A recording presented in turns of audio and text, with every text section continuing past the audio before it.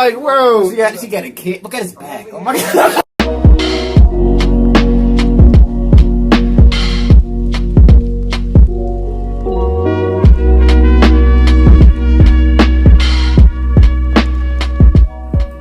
Yo, what's up? Welcome back. This is the part 2 of the Jordan Peterson Destroys Q&A. Man, we reacted to it last time. They were talking about some pretty heavy stuff. Yeah.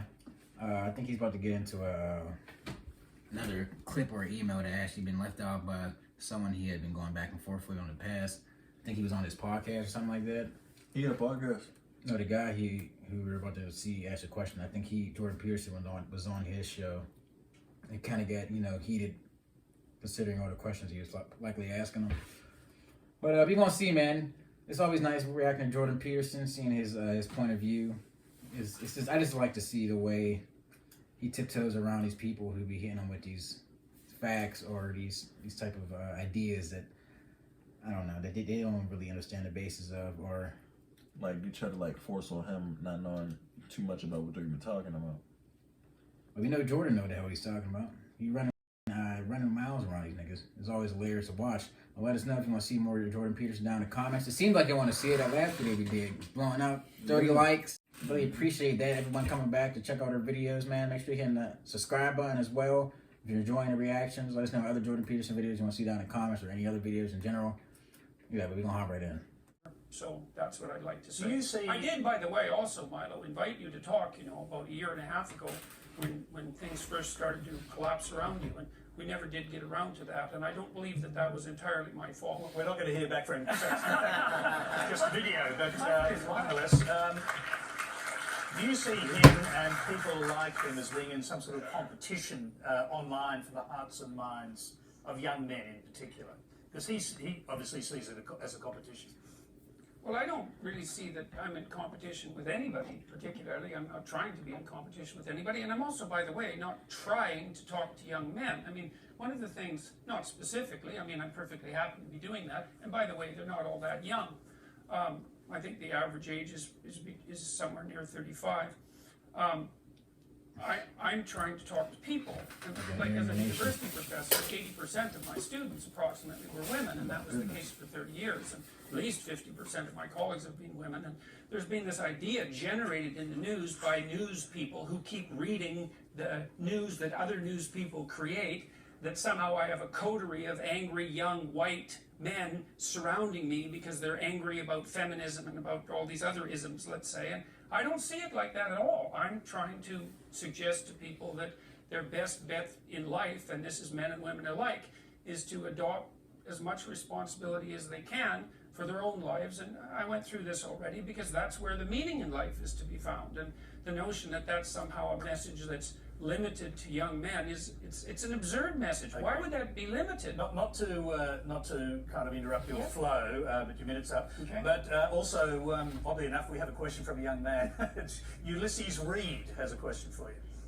With modern feminism fighting for equality between the genders, why is it that some self-proclaimed feminists would rather ignore the issues men face when it comes to gender inequality? Why aren't they doing more to address issues such as how many fathers don't get joint or any custody of their children at all, or how men are statistically more likely to commit suicide? Why do so many people either disregard this information when seeking to end gender inequality, or not even acknowledge that this is, in fact, a problem? Van, we'll start with you.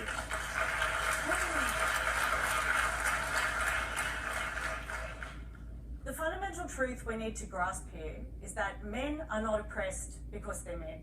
Men will be oppressed in their lives for all kinds of different reasons. They might be oppressed because they're working class. They might be oppressed because of their ethnicity, or their religion, or their age, or their sexuality, or their ability status. But at no point in human history have all men been judged, oppressed, disenfranchised, kicked out of institutions on behalf of their maleness. That just has not happened. And I think where a lot of feminists get really frustrated is that we are constantly subject to these crazy, literally straw man arguments about you believe in this and you hate all men and it's you feminists who are undermining everything. And yet, where is our control of institutions? What has happened in the West is that we developed democracy. And democracy actually meant the enfranchisement of all of us. It means the conversations about what society looks like, what manners are, what behaviour is, what courtesy looks like has changed, because it's not one group making that decision anymore.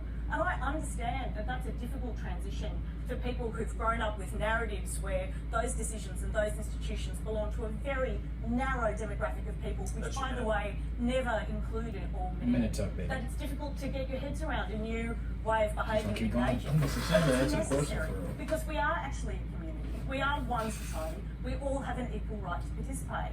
And taking bait from internet misogynists on the oppression of men is not a conversation that I get into. I've been on the internet too long to fall for it. Men are not oppressed as a general group. My sympathy to any man who does feel oppression in any other part of his life.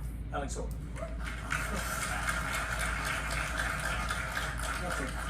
I Pick hear up the core of the question. Well, if you can. yeah, I'd like to, because some of that, does my head in. I must be honest. There. You can follow. I'm just a silly male, What if he reached over and just touched her back, like, there. It's like, oh! See what I mean, strong man? In the West at the moment, but very much so. This nigga be talking, I'm gonna get it For close. young boys, I think there is a real identity crisis for these young you're men. saying- Yeah, really? Yeah. Feminism. You're sort of saying feminism is not the, as Jordan has put it, it hasn't gone too far out of its bounds and is sometimes oppressing men. It is. Oh, I'm sorry if we've rejected our Can you let him talk, please? Well, it's not about equality anymore. It goes beyond an argument of equality. It always starts with equality. That's fine. Everyone agrees with equality. We agree with equal rights, equal treatment. We agree with the Labour Party. And we agree with Let him everyone talk. as well. He let you answer that. He let you answer. So hold on. That's because they don't want to hear it. Well, I just put a stop on that. You So can go interrupt ahead. anybody. Other than you. I interrupted to let you. You don't let this nigga talk. If He even get his you want to fucking 60 point out, seconds. Terry, the Liberal Party of the individual. Individualism is the only antidote to some of this. Identity politics is on the march. It's eating away at Western society, treating people as a collective. All men are the same, or all women are the same, or all one ethnic group are the same, or we all behave or think the same way. It's just not true. So You're right, it's not identifying true. people as individuals is the only way to, well, if you want to join, I'll get you a form. But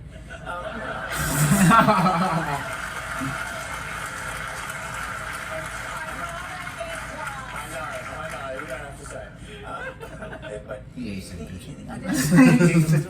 and at the moment, we've certainly gone from a 50-50 equality into well, okay, that's fine. I'll abide by the rules. Some of mine is interrupted. Terry, it's your turn, and now we'll hear from Jordan on this, obviously. Well, it's back to you.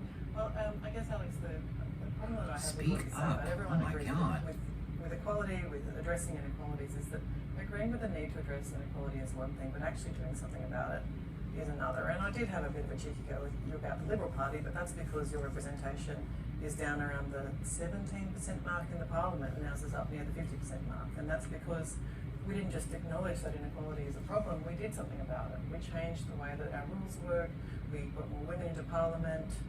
Interesting fact about doing that, by the way, we changed our rules and no one ever had to use them, because suddenly when you change the structures, suddenly women feel like they can run, they're ready to put their names forward, and that's what happened in our party. It's almost impossible to find someone who would have the benefit of our quotas in a strict way, because we didn't need to. We changed the culture by changing our rules. And I am a very strong proponent of more liberal women in Parliament as well, because I think, obviously not at the expense of our Sure.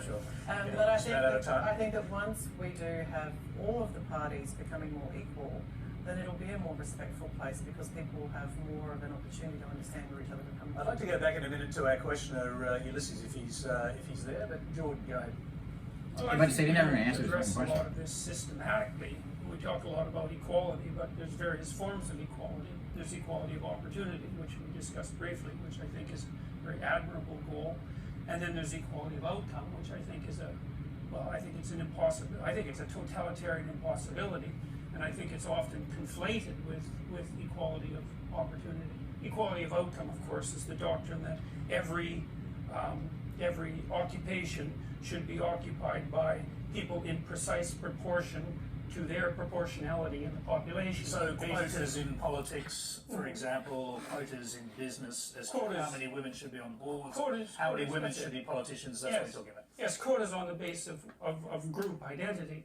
Let's say, so for example, in Canada, our Prime Minister, an enlightened soul, decided that he would he would make 50% of the cabinet women, despite the fact that only 25% of the people who were elected in his party were female, which meant certainly from a statistical perspective that he did not hire the most qualified people for the cabinet. And he did that to virtue signal to his base. And it turned out to be a very big mistake. That's your minute, by the way. So we'll come back to these points. I just want to hear quickly from Shouldn't our be question now. too Ulysses, did you get an answer to Keep your going question, on. first of all? You think? I think that my question was more painted as why do you believe that certain people, not feminism as a broad spectrum, but certain feminists in general, not in general, but specifically choose to ignore these statistics and disregard them when they are brought up in arguments against them regarding gender inequality. Like who, Ulysses? Like, for example, and this is just off the top of my head, in the January Gillette ad, when all these people were going either against or for Gillette for their so-called toxic masculinity attack, when people started pointing out real facts like how men are more likely, in Australia alone, at a minimum of a 3-to-1 ratio to commit suicide in our states, they would disregard this information and just start attacking them as being misogynist and anti-feminist. So women on the internet? Yes, women on the internet. Yeah, older women, mature women, or young women who are testing out ideas. Actually, I think to be fair, we shouldn't just be cross-examining our questioner. Councillor. It's kind of messed up. It's like they nitpick the questions to like go around it. They ain't talking about the suicide. But again, what the point Van made is very difficult to argue with, in the sense that if we'll start on a level playing field, there's no coincidence that women have only been largely voting and participating in democracy in Australia in the 20th century. Now, is that a total lack of intelligence, capacity, or I'm fairness? cut off transgender. You serious? I don't know. It strikes me that you only have to look at most of those metrics to realise that the empowerment of women, the emergence of women from life beyond child rearing, and this is not to derogate child rearing at all. It's a foundational, vital foundational institution. But as women's horizons have expanded, in a finite number of opportunities, some men have lost out, especially with as we've automated. The expansion of technology that has removed a huge amount of emphasis on traditional masculine attributes of physical strength and so on. The workplace has changed. It's a fluid, dynamic environment. Men are feeling threatened by this, and there is a sense that some men are translating it as they're losing, as the point I made about... I see it as like almost like a sense of value in society. As a man, you feel like you gotta have something to offer, or you're just not worth anything. And now, where the job pickings are a lot more slimmer, and you may be leaving high school not necessarily knowing what you want to do with your life, and as you're trying to figure that out, that can be hard on somebody. That can be hard on somebody. Especially in the new technology age, where it's just like everything's fast. Yeah, everything's done for you now. Like, motherfucker, you don't even got to go shopping anymore. Like, you can literally just order your shit online, and someone can go shopping for you. I just feel like feminism, it does get looked at bad. I understand like what they're trying to do, but at the same time, like he was saying in the crowd, it just gets overlooked about like the extra stuff, and it just gets piled on about like where it's like it's just a whole argument. I mean, it's just a gender war, and like I think. Go ahead, say what you want to say, man. Say it real, nigga. For real, I think to have like some real equality. Some women are gonna get mad because, like, real quality it's not what they're gonna think it is. It's gonna be man. It's not like the courteous stuff, all that extra stuff, holding the door open, just like the small stuff, even in the workplace, all that stuff's out of the door. Everyone's on the same playing field. You're on the same playing field. It's just not. Especially if you want to get treated the same, like you say you do. I mean, you got to be able to meet those same type of obstacles as well. Like, you can't expect them to change the rules to fit you. Like you was talking about the military. Yeah, like how the military, like how they're trying to downgrade like that, like the specific aspects you need in order to be a part of certain units, like the Navy SEALs, like the physical attribution test that you need to pass in order to become a Navy SEAL. They're trying to dumb it down so women now can join the Navy SEALs at an easier rate, but it's not meant to be easy. It's not. Being a Navy SEAL, it's nigga, I don't want to be a Navy SEAL. Nigga, I don't want to do that shit. You It's like you gotta have a certain amount of toughness and a certain amount of physical toughness. That's what you need, man. You're going behind enemy lines, behind in a fucking.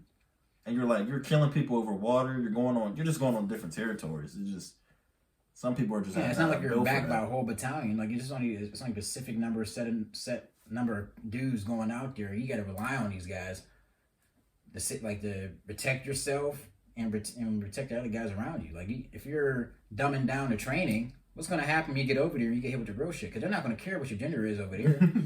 They're just going to shoot you in the head. They're going to shoot you in your head, man. And like. Americans in the last wave of this in the United States with affirmative action and so on, that's evened out to some extent. I'll close on this because I don't want to take up too much time. We've got much more ground to cover, but I think it's a lazy term, identity politics. All politics is identity politics. Parties campaign on identity. It's whether they say we're a party of individual freedom. That's an identity. It's a concept. The idea that identity is purely clustered around rainbow politics or feminism or race and again, I sound like I'm having a bet each way, and I probably am, because I'm torn on this. I was a bloke this day 7 years ago. So I've been on both sides. It's like they can't say that. It's like, what? Through my career, I have plenty of times I didn't cover myself in glory. That was different now. The whole lot. So I'm not gonna pretend that we're all on a level playing field. But likewise, I just think this identity politics. Real differences, and politics is that was definitely more than 60 seconds, That's man. the great strength of the West. They're not about to. They're just not gonna stop. They think Jordan Peterson like, yeah, you can't cut him off. He's gonna be on Twitter again, destroyed. Having this discussion. He was making some good points. Isn't that fucked up? That's how we fit now. We can't cut off the comments. Isn't that fucked up? Like, why is that a thing? This is a question for the panel, but mostly for Jordan Peterson. Do you believe that a stay-at-home full-time mother is adequately valued in today's society? As a stay-at-home mother myself, I don't feel valued by wider society, as most of what I hear focuses on women. Why do you care about society, nigga? Why about your family? Does your family appreciate the fact that you're staying home and taking care and raising your kids and the benefit for the children?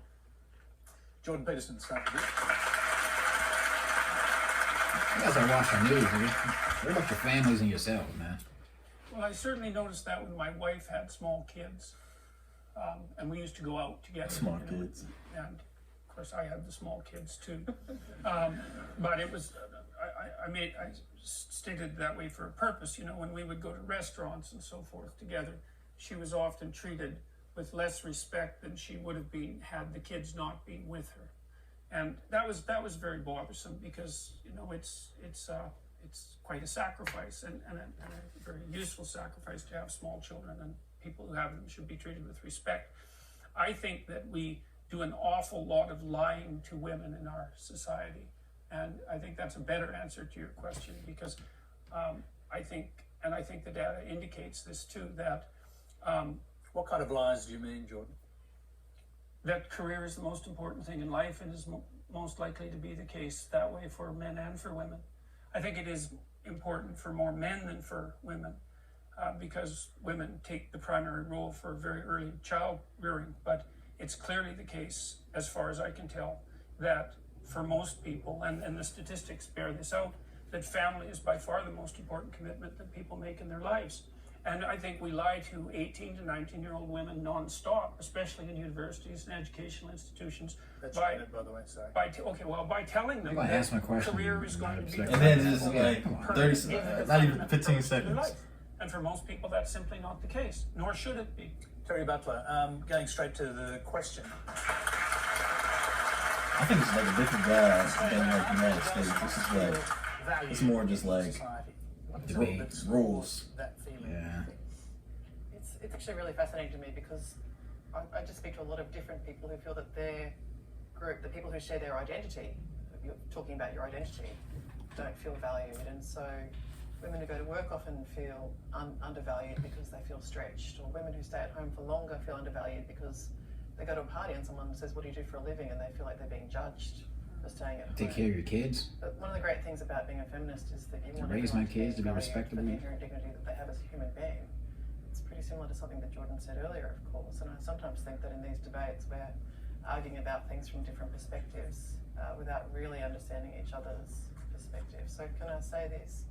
I think at the same time as saying that perhaps we lie to women, and I don't accept that, of course.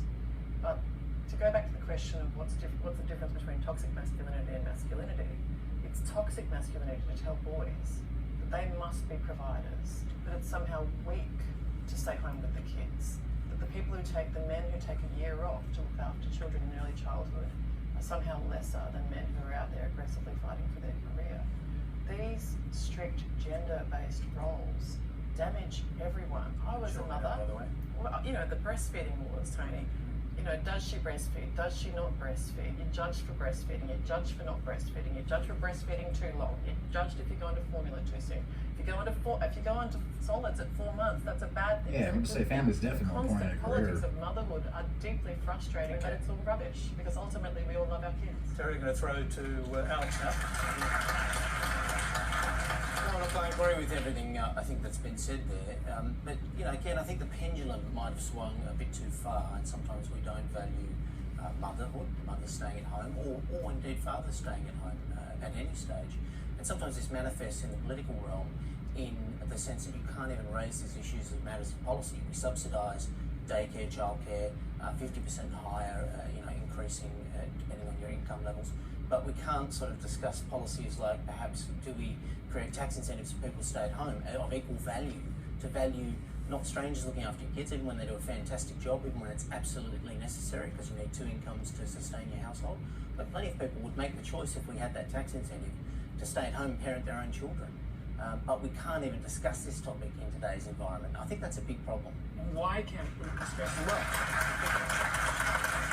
I mean, He's a in clown. the world, you He's can discuss a anything clown. you'd like, and you can come up with whatever policy you like prior to the election. If you'd like to come up with a policy now, Alex, for the next He election, be arguing. go It's just ahead.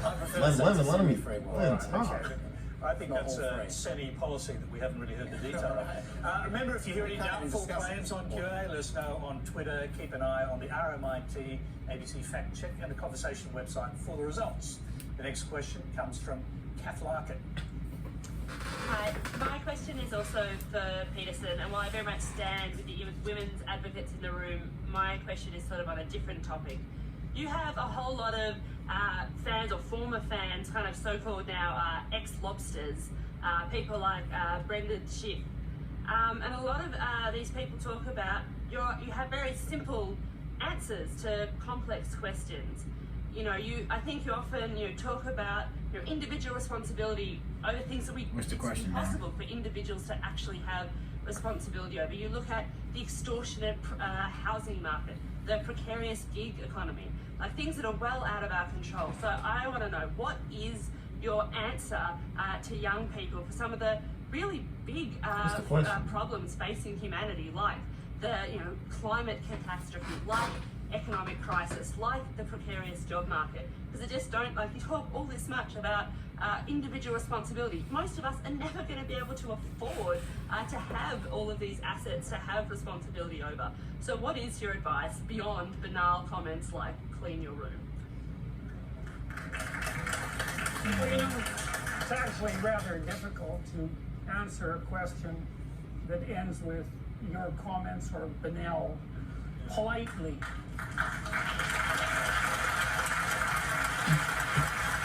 So, I would consider that more of an opinionated, personal and political statement than actually a question. So why don't you try reformulating that so that there's an actual question there? Come on, she didn't even ask him that. She just started coming at his Yeah, neck. she started coming at his neck. I heard the same thing. What the hell, man? Cutting these dudes off, not letting them talk. Bro, they cut both of the dudes Cut off. both of them dudes off, man. Bro, they're not even chiming trying in. to Nigga in the middle chiming in. He want to give him an extra 30 seconds to really explain himself. Bro, you know how long The time is almost up. Let the chick with the glasses talk for she talked for a good 2 minutes. Same for the other chick. She talked for a good 2 minutes. They're not gonna cut off the transgender. I mean, Caitlyn Jenner was making some good points.